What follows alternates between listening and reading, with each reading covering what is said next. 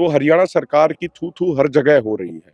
जो इन्होंने पर्चे दर्ज करे गए हैं, इस आंदोलन की बात करें तो हमारे ऊपर खुद के ऊपर भी खनौरी बॉर्डर पे 3 पर्चे इन्होंने 307 के लगा रखे। हम कह रहे हैं 3 की बजाय चाहे 30 पर्चे कर लो। जीत हमेशा सच की होती है। राजस्थान में गंगानगर और हनुमानगढ़ के किसानों ने रतनपुरा चौटाला जो रोड है, हरियाणा राजस्थान के बॉर्डर पे राजस्थान की साइड 1 किलोमीटर दूर वहाँ पे पक्का मोर्चा लगा दिया है। पुलिस ने और रैपिड एक्शन फोर्स ने वहाँ पे भारी पुलिस की तैनाती करके उसको रोकने का प्रयास किया। अभी पक्का मोर्चा वहाँ पे लग गया है। कम से कम 2000 से ज्यादा किसान हैं और 100 ट्रैक्टर ट्रॉलियां वहाँ परमानेंट पक्का मोर्चा लग गया। दोनों मोर्चे मिलकर बड़ा ऐलान करेंगे। देशव्यापी आगामी कार्यक्रम दिए जाएंगे। तो आंदोलन बढ़ रहा है लगातार। हरियाणा में भी बड़ी तैयारी चल रही है और हरियाणा में 50,000 से ज्यादा पैरामिलिट्री फोर्स डिप्लॉय है। उसके बावजूद लोगों में उत्साह है। देखो, सरकार अगर दब नहीं रही होती तो सरकार 25 रुपया गन्ने का एफआरपी ऑक्सीजन में क्यों बढ़ाती? अगर सरकार दबाव में नहीं होती तो हरियाणा में सोसाइटियों के जो कर्जा है उसका ब्याज और पेनल्टी माफ क्यों करती? ਬਿਲਕੁਲ ਧਰਨੇ ਦੇ ਵਿੱਚ ਖੜੇ ਆ ਤੇ ਸਾਡੇ ਨਾਲ ਹਰਿਆਣਾ ਤੋਂ ਭਰਾ ਜੁੜੇ ਨੇ ਸਾਡੇ ਜਿਹੜੇ ਧਰਨੇ ਦੇ ਵਿੱਚ ਸ਼ਮੂਲੀਅਤ ਕਰ ਰਹੇ ਨੇ। ਆਓ ਉਹਨਾਂ ਨਾਲ ਗੱਲਬਾਤ ਕਰਦੇ ਹਾਂ। ਸਤਿ ਸ਼੍ਰੀ ਅਕਾਲ ਬਾਈ ਜੀ। सत श्री अकाल ਧਰਨੇ भाई ਦੀ जी। स्थिति की है सही मैंने? देखो, रोजाना देश में धरना लगातार बढ़ रहा है। मैं आपको बताऊं कि परसों राजस्थान में गंगानगर और हनुमानगढ़ के किसानों ने रतनपुरा चौटाला जो रोड है, हरियाणा राजस्थान के बॉर्डर पे राजस्थान की साइड 1 किलोमीटर दूर वहाँ पे पक्का मोर्चा लगा दिया है। 100 से अधिक ट्रैक्टर ट्रॉली वहाँ पे हैं। पुलिस ने और रैपिड एक्शन फोर्स ने वहाँ पे भारी पुलिस की तैनाती करके उसको रोकने का प्रयास किया। अभी पक्का मोर्चा वहाँ पे लग गया है। कम से कम 2000 से ज़्यादा किसान हैं और 100 ट्रैक्टर ट्रॉलियां वहाँ परमानेंट पक्का मोर्चा लग गया। उसी तरीके से कल डबवाली वाली साइड मलोट रोड पे भी राजस्थान और पंजाब के किसानों ने मोर्चा लगा दिया है। आज संयुक्त किसान मोर्चा, गैर राजनीतिक और किसान मजदूर मोर्चा, दोनों मोर्चे मिलकर बड़ा ऐलान करेंगे। देशव्यापी आगामी कार्यक्रम दिए जाएंगे और उसके बाद देखिएगा कि लगातार दिन प्रतिदिन आंदोलन मोर्चा बढ़ता जाएगा। मैं आपको वीडियो भी दिखा सकता हूँ।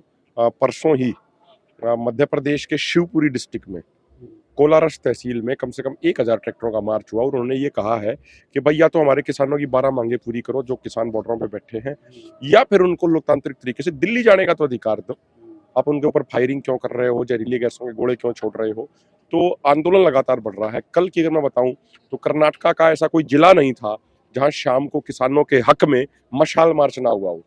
1-1, 2-2 हजार किसान हर जिले में मशाल लेके रात के अंधेरे में निकले कि भाई परमात्मा ही सरकार को कुछ सद्बुद्धि दे दे, कुछ ज्ञान दे दे। तो तमिलनाडु में अब की बार 10 तारीख को 50 से अधिक जगहों पे रेलवे ट्रैक जाम हुए।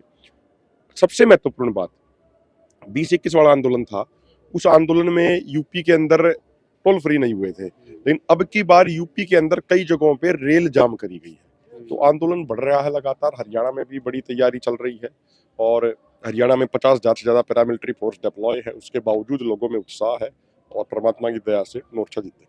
ये सरकार क्यों नहीं दब रही? देखो, सरकार अगर दब नहीं रही होती तो सरकार 25 रुपया गन्ने का एफआरपी ऑक्सीजन में क्यों बढ़ाती, जो 20 फरवरी को बढ़ाया? अगर सरकार दबाव में नहीं होती तो हरियाणा में सोसाइटियों के जो कर्जा है उसका ब्याज और पेनल्टी माफ क्यों करती? अगर सरकार दबाव में नहीं होती तो डब्ल्यूटीओ के अंदर भारत समेत 47 देशों ने ये लिखित में दिया, जब अबू धाबी में जी उसकी डब्ल्यूटीओ की बैठक थी तो 47 देशों ने भारत समेत ये लिख के दिया कि भाई जो 10% वॉल्यूम वाइज अब तक हम खरीद करते हैं, इसका जो टेम्परेरी प्रावधान बना रखे हैं, डब्ल्यूटीओ इसको परमानेंट करे। उसको परमानेंट करने का मतलब है कि जो अब तक खरीद हो रही है इस पे तो पक्की मोहर लग जाएगी, जबकि आगे हम पूरी खरीद कराने की लड़ाई हम लड़ ही रहे हैं। दूसरा जो उन्होंने वहां पे कहा कि ये 10% की लिमिट भी बदली जाए और बाहर से अचानक से जो फसलें आयात कर ली जाती हैं उनके इंपोर्ट पर रोक लगाने के लिए स्पेशल सेफगार्ड मैकेनिज्म मजबूत किए जाए। तो ये भारत सरकार ने कोई अपनी मर्जी से कोई खुशी नहीं किया है, ये इस आंदोलन के दबाव के कारण ही उन्होंने ये किया है। हरियाणा में पूरा मंत्रिमंडल, मुख्यमंत्री, उप मुख्यमंत्री क्यों बदल दिए गए? आंदोलन का दबाव है। जो शुभकर्ण सिंह को गोली मारी गई उसकी चर्चा विदेश के पार्लियामेंटों में भी हुई है। तो हरियाणा सरकार की थू-थू हर जगह हो रही है।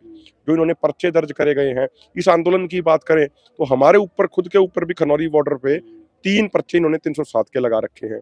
एक में तो लग रखा है कि आर्म्स एक्ट का पर्चा लगा रखा है। हम कह रहे हैं 3 की बजाय चाहे 30 पर्चे कर लो। जीत हमेशा सच की होती है, सच हमेशा मजबूत रहता है, झूठ की हमेशा हार होनी है। अगर ये सोच रहे हैं कि मुकदमे लगा के डरा लेंगे लोगों के, तो इनकी गलतफहमी है। जितने मुकदमे लगाएंगे आंदोलन उतना ही मजबूत होगा। ਨਹੀਂ ਜਿਹੜਾ ਹੁਣ ਸੀਐਮ ਬਦਲਿਆ ਲੱਗਦਾ ਕੋਈ ਫਰਕ ਪਊਗਾ? सवाल ये नहीं है। देखो, सरकार तो वही है, विचारधारा तो वही है आज भी सत्ता में, लेकिन मनोहर लाल खट्टर जी को क्यों बदलना पड़ा, पूरा मंत्रिमंडल क्यों बदलना पड़ा? क्योंकि उनकी बदनामी इतनी हो गई थी। चाहे किसान आंदोलन हो, उसके ऊपर उन्होंने जुल्म किए, चाहे सरपंचों का आंदोलन हो, उसमें जुल्म किए, चाहे नौजवानों का रोजगार के लिए आंदोलन हो, उसमें जुल्म किए, हर तरीके से उन्होंने जुल्म करने का काम किया है। तो ऐसी स्थिति में उनकी मजबूरी बन गई थी कि मनोहर लाल खट्टर के नेतृत्व में अगर वो चुनाव लड़ते तो उनकी 10 सीटें भी नहीं आनी थी, इसलिए उन्होंने बदलाव करने की कोशिश करी, लेकिन इसमें वो सफल नहीं होंगे। खाली मनोहर लाल खट्टर और दुष्यंत चौटाला और मंत्रियों की विदाई से काम नहीं चलेगा। यदि हमारी मांगे पूरी नहीं करी गई तो अभी जो अक्टूबर में विधानसभा चुनाव हो रहा है, हरियाणा का किसान उसमें पूरे भाजपा की ही विदाई करेगा। ਅੰਦੋਲਨ ਪੂਰਾ ਸਿਖਰਾਂ ਤੇ ਹੈ, ਤੁਹਾਨੂੰ ਅੱਗੇ ਦਿਖਾਉਂਦੇ ਰਹਾਂਗੇ। ਦੇਖਦੇ ਰਹੋ ਸਾਡੇ ਨਾਲ। ਧੰਨਵਾਦ।